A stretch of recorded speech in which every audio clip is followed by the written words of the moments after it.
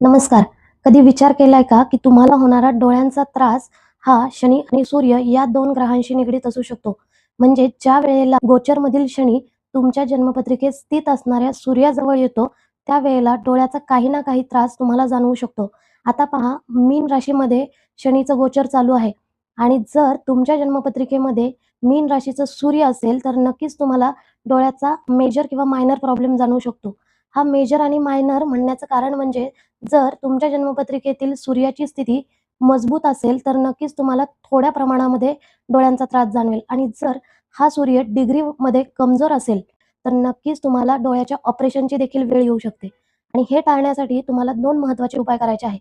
त्यातला पहिला उपाय म्हणजे दररोज नित्यनेमाने सूर्याला अर्घ्य देणे, त्याचबरोबर आदित्य हृदय स्तोत्रचा पाठ करणे किंवा मोबाईलमध्ये ऐकणे.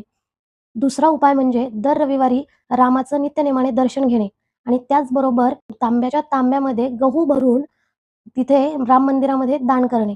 यामुळे तुमच्या जन्मपत्रिकेत स्थित असणाऱ्या सूर्याला नक्कीच मजबुती मिळते आणि तुम्हाला होणाऱ्या डोळ्याचा त्रास कमी होतो.